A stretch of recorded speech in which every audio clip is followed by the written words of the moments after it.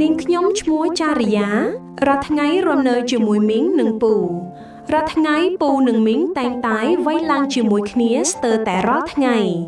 ជាង3ឆ្នាំហើយដែលខ្ញុំបានឃើញពួកគាត់ធ្វើគ្នាអញ្ចឹងរហូតមកដល់ពេលនេះខ្ញុំមានអាយុ21ឆ្នាំរៀងរាល់ថ្ងៃក្រោយពីមកសាលាខ្ញុំតែងតែដាំបាយស្លនិងជួយកិច្ចការងារផ្ទះមួយចំនួនចំណែកពូនិងមីងគាត់ជាអ្នកធ្វើការផ្សេងពីគ្នានៅខាងក្រៅមីងខ្ញុំគាត់ឈ្មោះថាគុនធីគាត់មានសម្បុរស្រស់ស្អាតរូបរាងតូចច្រឡឹងមិនធំមិនស្គមគីឡូ45កម្ពស់ 1.55 មីងធ្វើការជាអ្នក agency មានន័យថាជាភ្នាក់ងារផ្សាយពាណិជ្ជកម្មឲ្យក្រុមហ៊ុនផ្សេងៗឲ្យឆាប់ល្បីល្បាញចំណែកពូក៏ឈ្មោះថាសូវង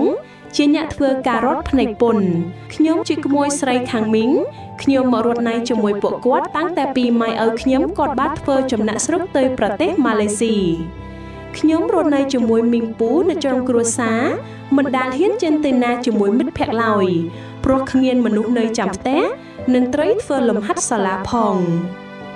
រៀងរាល់ថ្ងៃក្រោយពីបាយរួចម៉ោង 7 កន្លះយប់នៅម៉ោង 9 ឬ 10 យប់ខ្ញុំតែងតាឮសំឡេងមីងថ្ងអាយរហឹមហើយឮសំឡេងក៏គិតក្រេជានិច្ចតែខ្ញុំដឹងច្បាស់ថានោះជាសកម្មភាពរបស់ពូមីងទៀតហើយពេលខ្លះខ្ញុំក៏អត់ទ្រាំមិនបានព្រោះចង់ឃើញពួកគាត់ធ្វើអីខ្លះព្រោះក្នុងសៀវភៅមុខវិជ្ជាជីវៈអត់មានពន្យល់ត្រឹមចំណុចនេះទេពេលខ្ញុំកំពុងតែរៀនសុខដោយឮសំឡេងបែបនេះធ្វើឲ្យខ្ញុំរៀនមិនចូលទេអារម្មណ៍ខ្ញុំវាអន្ទះអន្ទែងខ្លាំងណាស់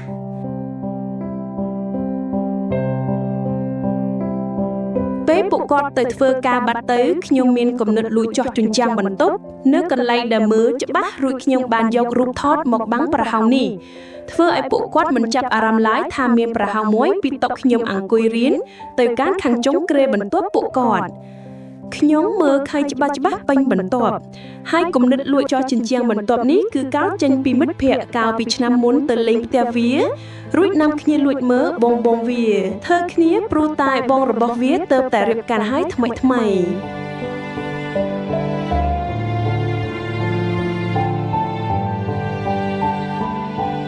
ងាកមកថ្ងៃនេះវិញដូចរៀងចម្លែកណាស់ឮសំឡេងពូធ្ងួយធ្ងរយ៉ាងក្រលួចដោយអត់ទ្រាំមិនបានខ្ញុំក៏សម្រេចចិត្តថានឹងមើលបន្តទៅគ្រុនតែដាក់ភ្នែកចំភ្លាមវាស្ទើរតែចំកណ្ដាលមុខខ្ញុំទៅហើយវាមានចម្ងាយពីប្រមាណជាកន្លះម៉ែត្រពីភ្នែកខ្ញុំប៉ុណ្ណោះនេះកម្រិត Full HD 4K មីងអង្គុយលេបត្របាក់នឹងបឺតឡើងប៉ោងស្ទួលពូអុកដល់បំពង់កឯណោះលោកអើយវាហាក់ធ្វើឲ្យខ្ញុំមានការអៀនជាខ្លាំងនិងមិនដឹងថាត្រូវធ្វើយ៉ាងណាបើខ្ញុំនៅផ្ទះជាមួយគាត់ទៅហើយនៅពេលដែលពូចាប់ខមោដៃធំទៅក្រវះចុះឡើងលើអុកណកធ្វើឲ្យខ្ញុំមានការរន្ធត់ចិត្តនិងរំភើបក្នុងចិត្តពេលឃើញម្ដងដោយពេលនេះជាដើមពេលពូជ្រលួចចូលលឺតែជ្រួចលឺដល់ត្រចៀកខ្ញុំមើលមីងហើបចង្កេះឡើងមកស្ងាត់មាត់ឈឹងតែម្ដង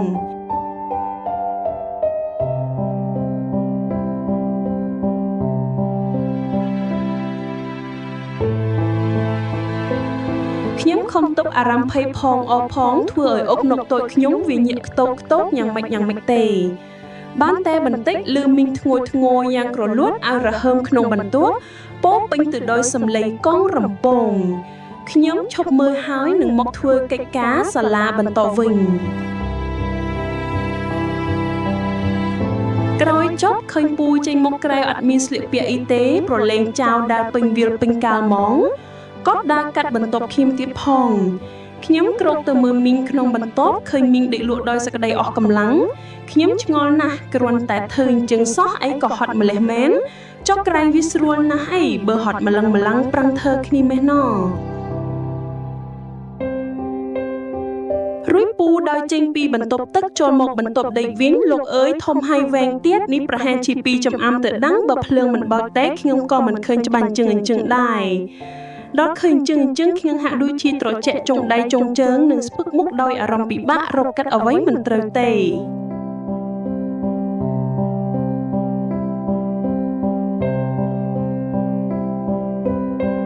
ថ្ងៃសៅរ៍ខ្ញុំកំពុងតែធ្វើលំហាត់នៅតុបាយខាងក្រៅក្នុងផ្ទះនៅម៉ោងប្រមាណជា3រសៀលនោះពេលមីងមិននៅផ្ទះខ្ញុំបានឮសំឡេងស្រីមកពីណាទេចម្លែកណាស់ចេញពីបន្ទប់ពូមីងខ្ញុំឆ្ងល់ពេកក៏ដើរទៅមើលនៅមាត់ទ្វារជួយបន្ទប់មីងដែលចំហមាត់មួយប្រឡោះតូចព្រោះបិទឥតជាប់គន្លឺទ្វារខ្ញុំដើរទៅលុបទៅកាន់ទ្វារសំដៅទៅរកប្រភពនៃសំឡេងនោះតើជាអ្នកណាមកពីណាយកដៃទៅប៉ះទ្វារបន្ទប់ហើយបោះភ្នែកចោលទៅភ្លាមខ្ញុំស្ទើរស្លុតស្មារតីព្រោះតែពូកំពុងតែមើលរឿងសោះគាត់ដាក់ការស្ដាប់និងត្រចៀកទៀតនេះប្រហែលជាគាត់ដកដោយការបណ្ដុលកន្លក់វាហើយបានសំឡេងលឺដល់ខាងក្រៅចឹងខ្ញុំឃើញពូចាប់កាន់ផែនសោប៊ីកដេកត្រេះលេងធ្វើដូចមិនដឹងទៀតខ្ញុំឈរមើលដោយយកចិត្តទុកដាក់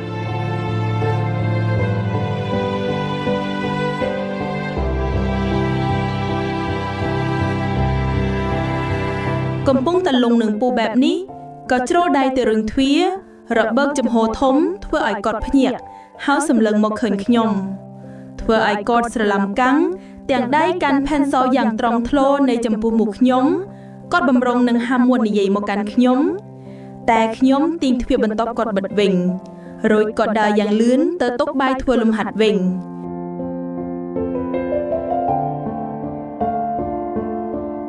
ចំណែកខ្ញុំហាក់ដូចជាភ័យនិងស្ពឹកមុខដោយអារម្មណ៍អៀនខ្មាស់នឹងគាត់ជាខ្លាំងបានមិនតិចមកគាត់ដើរចេញពីបន្ទប់គាត់មិនបាននិយាយអ្វីទេគ្រាន់តែញញឹមរួចក៏ដើរចូលបន្ទប់ទៅធ្វើឲ្យខ្ញុំមានអារម្មណ៍ថាដូចជាខ្មាស់នឹងគាត់ណាពេលជួបមុខគាត់ម្ដង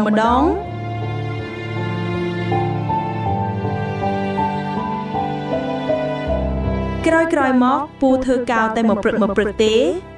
ពេលថ្ងៃកំពុងតែញ៉ាំបាយពូតែងតែសម្លឹងមើលមុខខ្ញុំជានិច្ចពេលគាត់មើលចំម្ដងខ្ញុំហាក់ដូចជាអៀនគាត់ជាខ្លាំង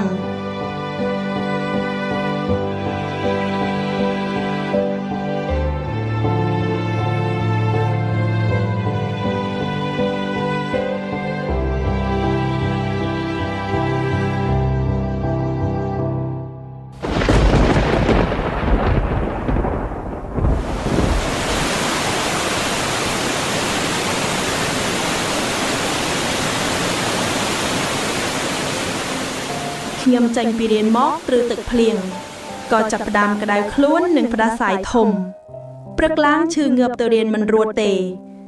ឯមីងគាត់ទៅធ្វើការបាត់ទៅដោយទុកឲ្យពូជាអ្នកថែទាំខ្ញុំជំនួសគាត់ខ្ញុំដេកលើគ្រែទាំងសុខភាពមិនសូវល្អទេចំណែកពូវិញក៏មិននៅទំនេរដែរគឺគាត់កំពុងស្វែងរកថ្នាំផ្សំដែលមីងទិញពីពេទ្យនោះមកឲ្យខ្ញុំលេបដើម្បីបញ្ចុះកម្ដៅខ្លួនខ្ញុំបានលេបថ្នាំរួចក៏បិទភ្នែកតិចសងំគេង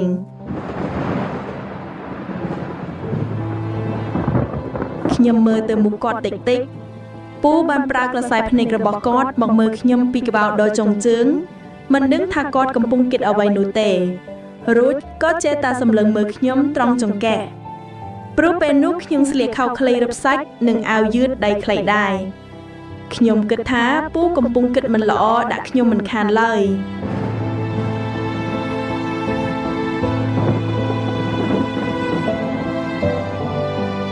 មួយសន្ទុះក្រោយមកគាត់ដើរទៅយកកន្សែងជ្រលក់ទឹកមកជូតក្បាលឲ្យខ្ញុំទៀត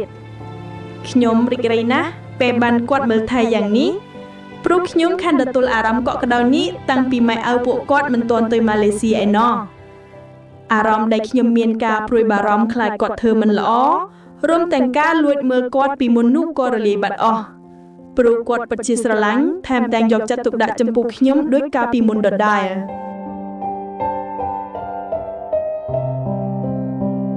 ខ្ញុំញញឹមប្រកបដោយការដឹងគុណនិងមិនដឹងធ្វើអ្វីឲ្យលើសពីនេះឡើយពូបានយកកន្សែងមកជូតខ្លួនឲ្យខ្ញុំចុងដៃចុងជើងឡើងត្រជាក់ស្រួលខ្លួនហើយក៏ដេកលក់ដោយសេចក្តីកក់ក្ដៅពីពូកំពុងតែផលឲ្យខ្ញុំនេះ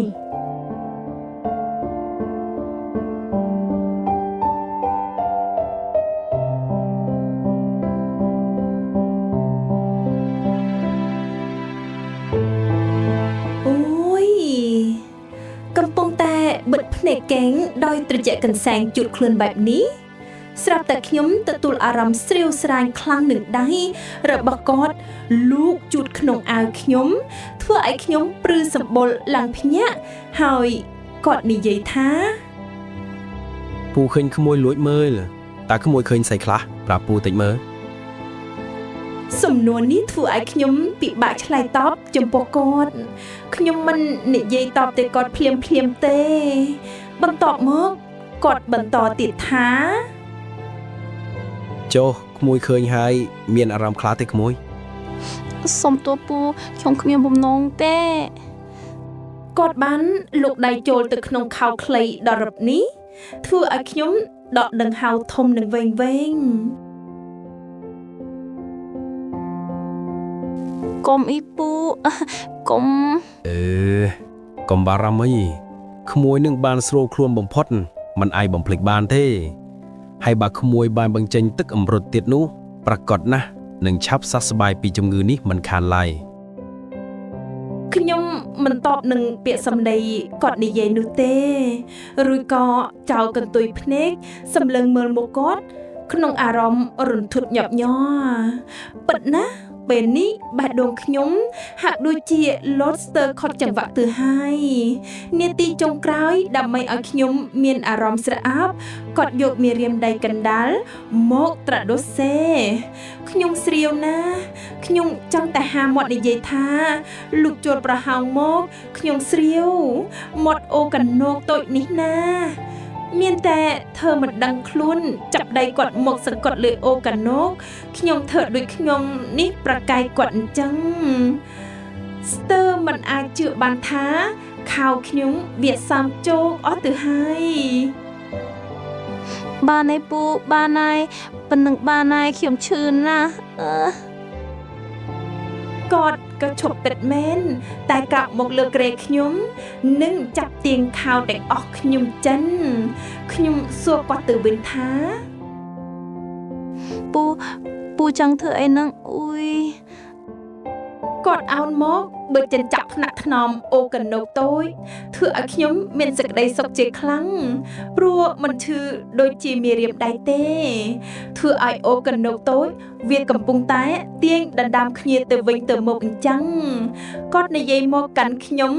និងអោនមុខចុះថាពូមើលទៅមាត់វាមិនប្រកែកនឹងពូដោយមាត់ក្មួយនេះអីមកសោះ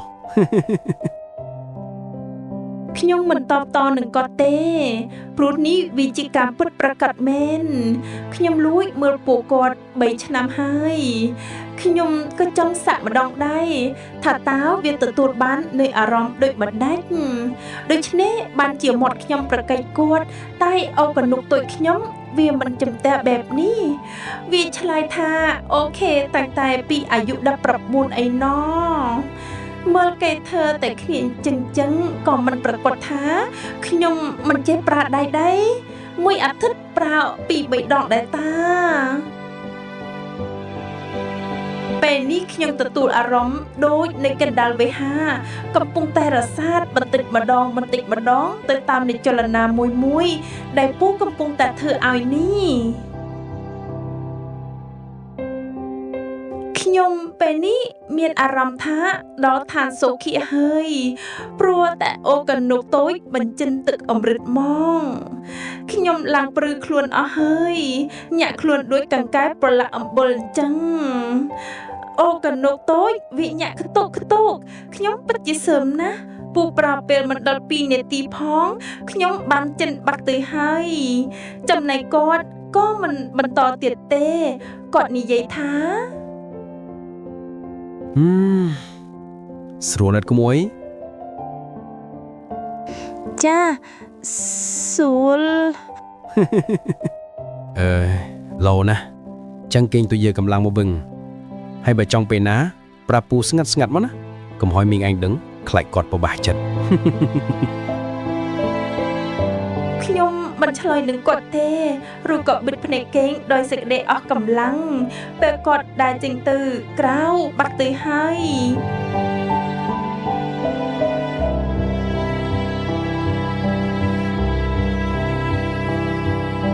នៅម៉ោងប្រហែលជា6ល្ងាចមីងក៏បានដើរចូលក្នុងបន្ទប់និងបានស្ទាបក្បាលខ្លួនតើបាត់ក្តៅខ្លះហើយឬនៅ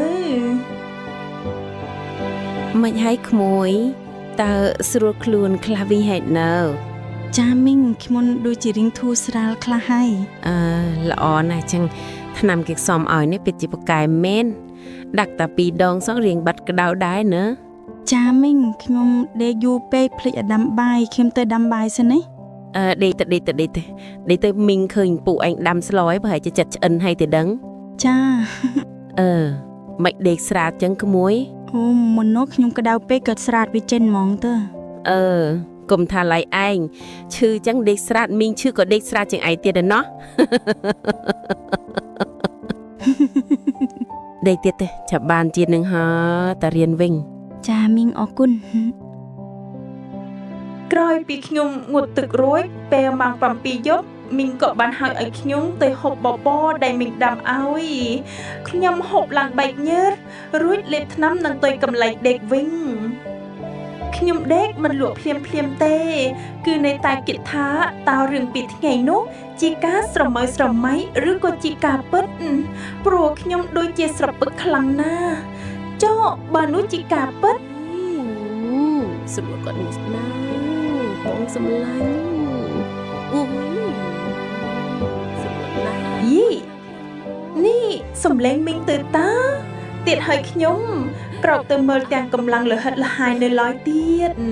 ខ្ញុំខំព្រឹកប្រែងមើលយ៉ាងយកចិត្តទុកដាក់ពូមីងលើកនេះដូចជាខ្លាំងខ្លាសម្បំជាង11ដងទៀតធ្វើឲ្យអូកណុកតូចខ្ញុំវិញ្ញាក់ខ្ទុកខ្ញុំទ្រាំមិនបានទេក៏លូកចូលទៅស្ទាបអង្អែលវាតិចទាំងភ្នែកខ្ញុំនៅមើលគាត់ទាំងពីរនៅឡើយ អូកណុកតូចវាសាមជោគជាមទៅដោយសំណើមខ្ញុំប្រឹងតែដុសវាញាប់និងញ័នកន្ត្រាក់ចង្កេះតាមចង្វាក់មីងលើពូទៀតផងតែខ្ញុំពិតជាមិនអាចស៊ូបានដូចជាមីងទេខ្ញុំបានមកដល់ទីមុនគាត់បាត់ទៅហើយខ្ញុំអស់អារម្មណ៍នឹងនៅមើលគាត់អីទៀតព្រោះកំពុងតែពុលក្ដួចឡើងទៅលើក្រែដេកតែម្ដងទៅ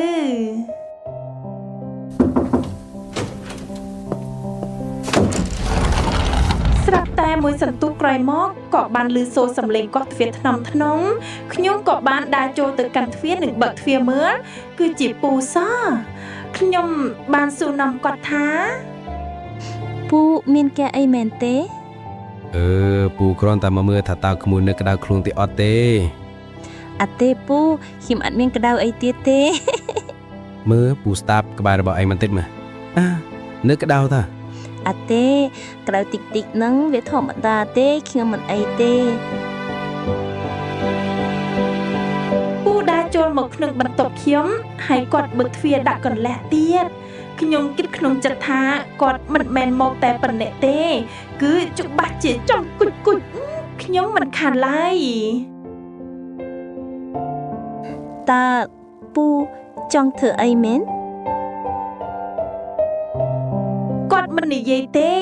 តែដៃគាត់មកចាប់ស្មាខ្ញុំនិងបឺតមាត់ធ្វើឲ្យខ្ញុំនិយាយមិនចិនទេ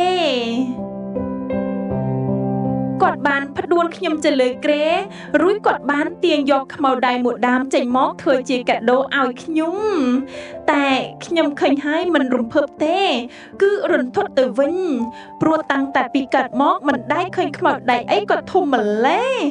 ខ្ញុំគិតថាបើដាក់ចូលទៅក្នុងប្រអប់អូកណូកតូចនេះវាមិនត្រូវគ្នាទេ កុំភ័យអីក្មួយវាធ្វើឲ្យស្រួលទេ ខ្លាចណាស់ពូ ពូក្រាបមកថើបមាត់និងបង្អស់រហូតដល់អូកណូកតូចរួចទាញខោផូខេមុនតូចចិនបន្សល់ទឹកនៅម៉ាយថាផលពណ៌ក្រហមព្រឿងលាយឡំដោយសំណោមតិចផងដែរពូបានប្រើប្រាស់ទេពកោសលរបស់ខ្លួនមកថ្នាក់ថ្នមម៉ាយថាយ៉ាងគួរឲ្យសរសើ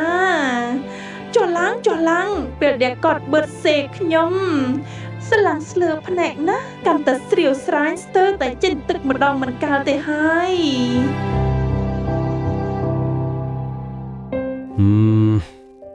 មកធ្វើពូម្ដងមក ខ្ញុំមិនចេះពូ ចាំពូបង្រៀនពូប្រាប់តែម្ដងឆេះហើយ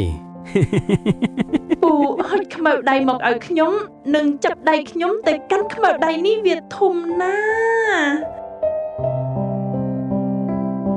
ឯងចាប់កាន់យ៉ាវាដាក់ចូលក្នុងមាត់ហើយបឺតវាទៅណា តែវាធំជាងគាត់រុញចូលតែម្ដងរកតែខ្ញុំប្រកែកមិនទាន់សមខ្ញុំខំយកដៃទាំងពីរមកទប់ទាត់ដែរតែវាចូលមាត់ទៅហើយពូរុញដកតិចដោយសារខ្ញុំមិនធ្លាប់ធ្វើចិនទីមុនមកទេវាវែងខ្លាំងណាស់នេះមួយចំអាំកន្លះចិត្តប៉ុនកោះដៃខ្ញុំទៅហើយទឹកភ្នែកក៏ហូររមៀលលើថ្ពាល់យ៉ាងកំសត់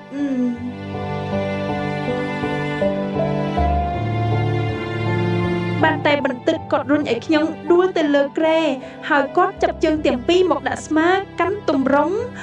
វាមកប៉ះកូនអូកណុកតូចខ្ញុំមានអារម្មណ៍កាន់តែស្រាវជាងមុនទៅទៀត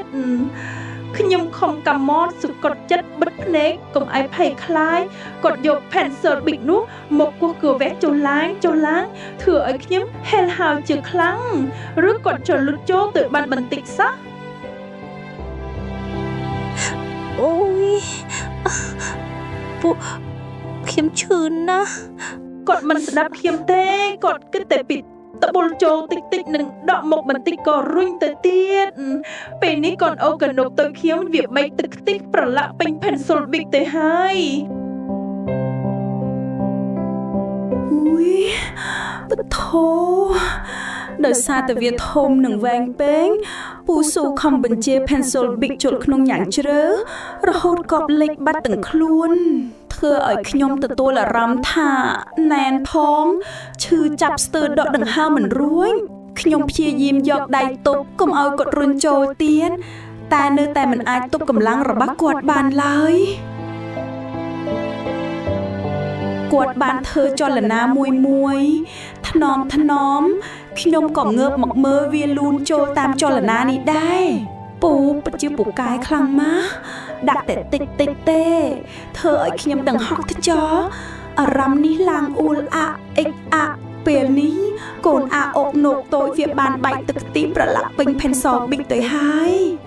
វាពិតជាស្រួលខ្លាំងណាស់ព្រះអើយភាពឈឺបន្តិចបន្តួចមុននេះវាបានរលាយបាត់អស់ទៅហើយបដូរមកវិញនៅអារម្មណ៍ស្រាវស្រួលមួយប៉ុណ្ណោះអារម្មណ៍មួយនេះខ្ញុំមិនផ្លាប់បានជួបប្រទះពីមុនមកសោះឡើយពូពិតជាខ្លាំងមែនអញ្ចឹងតើបានជាមីងចូលចិត្តធ្វើគ្នាដល់ម្លឹងពូហត់ណាឯឡើងមកលើម្ដងមក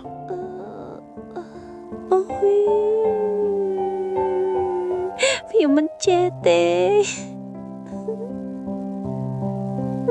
ក្មួយកាន់យកខ្មៅដៃពូទៅដាក់ចូលក្នុងភ្លួចវិញទៅចាអូយធំមកខ្ញុំចាប់កាន់ pencil big ចូលភ្លុកភ្លាមពូចាប់ចង្កេះខ្ញុំឲ្យរងាកវាហាក់ដូចជាមិនសូវស្រួលទេដូចអ៊ូលខ្ញុំក៏ទុចជើងហើបបន្តិចនិងអុកគាត់តាមអារម្មណ៍តែម្ដងពេលនេះខ្ញុំកំពុងតែគុជព្រោះវាស្រួលខ្លាំងពេកភ្លេចម៉ែភ្លេចឪអស់ហើយខ្ញុំខំទ្រាំមិនបានទេក៏ប្រឹងអុករងាកខ្លាំងឡើងហើយក៏ចេញតែម្ដងទៅអត់នៅយូរទេខ្លាចមីងដឹង ចេញហើយក្មួយ ស្រួលហាពូ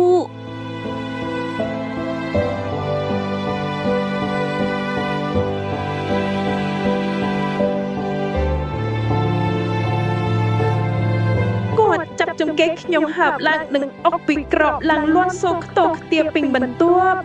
វាធ្វើឲ្យខ្ញុំស្លាំងស្លើភ្នែកណាស់តែដាច់ខ្យល់ម្ដងទៅហើយអូលោកអើយកូនអូកណុកតូចទៅខ្ញុំកំពុងហៀហូរទឹកចិនមកច្រើនណាស់ហើយ pencil big នោះក៏កំពុងតែលុកលុយខ្លាំងលាន់សូដូចភ្ជុកអញ្ចឹងជាង5នាទីទើបខ្ញុំដឹងថា pencil big គាត់ ព្រួយទឹកដាក់ក្នុងកូនអូកណុកដោយខ្ញុំពីពើណានោះទេចំណែកខ្ញុំក៏ទន់ខ្លួនដូចជាសម្លែងចឹងបានទម្លាក់ខ្លួនដេកដោយសេចក្តីអស់កម្លាំងលងលក់ទាំងមិនដឹងខ្លួនថាពូចេញទៅពេលណានោះទេ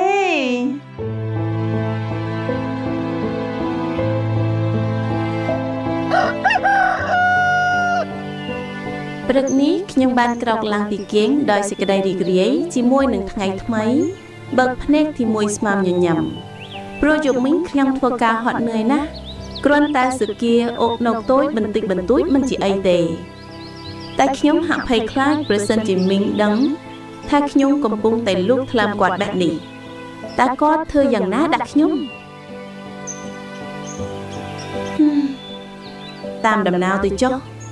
ព្រោះតែប៉ុន្មានខែទៀតម៉ែនឹងឪខ្ញុំមកស្រុកវិញហើយមានតែទ្រាំសិនទៅចុះចរិយាអើយចរិយាមួយញ៉ាំបបរជាមួយគ្នាមកចាមីងខ្ញុំជិះទៅឲ្យឥឡូវហើយកំពុងតែញ៉ាំបបរគ្រឿងស៊ុបមីងសម្លឹងមើលមុខរួចក៏សួរថាមិនដែរក្មួយយប់មិញនេះអត់អីទេហីខ្ញុំភ័យណាស់ព្រោះមីងសួរអីចម្លែកតើគាត់ដឹងមែនទេរួចក៏ចាក់បណ្ដោយនឹងសំណួរគាត់សិនខ្ញុំតបទៅគាត់ថាចាខ្ញុំអត់អីទេយប់មិញមានធ្វើទុកអីដូចយប់ពីម្សិលទៀតអត់ព្រោះម្សិលមិញមីងធ្វើការអស់កម្លាំងពេកយប់មិញមិនបានទៅមើលក្មួយចាមីងបានធូរស្រាលមកវិញធម្មតាហើយល្អណាស់អញ្ចឹងញ៉ាំបបរទៀតទៅខ្ញុំហាក់សប្បាយចិត្តឡើងមកវិញព្រោះនឹកស្មានតែមីងដឹងអស់ទៅហើយតែថ្ងៃនេះមីងមិនទៅធ្វើការទេមានតែពូទេដែលទៅធ្វើការតាំងពីព្រលឹមស្រាងមកម្លេះថ្ងៃរសៀលខ្ញុំជាមួយមីងបានគេងលើក្រែក្នុងបន្ទប់និងជជែកគ្នាលេងពីនេះពីនោះគាត់និយាយតែរឿងគាត់នៅកន្លែងធ្វើការថាមានប្រុសសង្ហាច្រើនណាស់ទើបចូលធ្វើការថ្មីគាត់ទាញទូរស័ព្ទមកបើកបង្ហាញរូបភាពឲ្យខ្ញុំមើលគាត់សរសើរថាម្នាក់អញ្ចេះម្នាក់នោះអញ្ចោះមើលចុះសង្ហាហើយមានសាច់ដុំធំទៀតថងមិនដែរឃើញអញ្ចឹងមានរឹងអូកណូកអត់នេះមិនដឹងរឹងមិនទេមីងមើលសុំស្ទាបបន្តិចមើលអត់ទេមីងអត់ទេខ្ញុំមិនចេះរឿងអីទេដៃខាងឆ្វេងគាត់លូកចូលមកស្ទាបអូកណូខ្ញុំពិតមែនខ្ញុំស្លៀកខោខ្លីត្រឹមផ្លៃចង្កេះទូរលុងតែអត់លីអូកណុងទេព្រោះពេលនេះយើងកំពុងតែដេកអង្គុយខ្នងតល់ក្បាលក្រែគាត់សរសើរខ្ញុំថាមានរោមឡើងរលោងហើយត្រង់ស្រលូនល្អណាស់តែខ្ញុំចាប់ដៃមីងព្រោះខ្លាចគាត់លូកម្រាមដៃចូលជ្រៅដោយសារតែវានៅសុគាមិនទាន់បាត់ទេមីងគាត់អូសរូបប្រុសម្ដងម្នាក់ខ្ញុំក៏មើលទាំងអារម្មណ៍រសើបជាមួយនឹងម្រាមដៃឆ្វេងមីងចុចចំសេអូកនោះតូចនេះពេលឃើញចឹងទៅចាប់វាស៊ីទៀត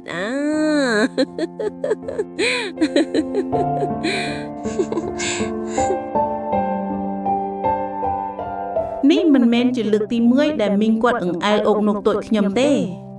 កាលពីតូចរហូតដល់ពេលនេះខ្ញុំនិងគាត់ឧស្សាហ៍ងូតទឹកជាមួយគ្នាណាសូម្បីតែឥឡូវនេះខ្ញុំមានអាយុ21ហើយក៏ដោយឈ្មោះអូកណូកតូចនេះក៏មីងជាញាក់ដាក់ឈ្មោះឲ្យដែរគាត់បន្តទៀតថាពេលដែលម៉ែឯងមកពីម៉ាឡេស៊ីវិញគាត់មិនដឹងជាបានលេងនឹងប៉ះកូនអូកណូកតូចនេះទៀតឬអត់ទេគិតទៅរៀងអាណិតមីងនឹងពូបន្តិចដែរគាត់រស់នៅជាមួយគ្នាជិត40ឆ្នាំទៅហើយរកតែកូនមួយគ្រាប់សោះមិនបានដែរចាញ់សិតមន់គ្រាន់តែផោមសោះបានកូនពេញសម្បុកចំណែកគាត់ទាំងពីរអ្នកនេះវិញមិនដឹងជាអ្នកណាមួយអាលីកេទេបានមិនមានកូនអីអញ្ចឹង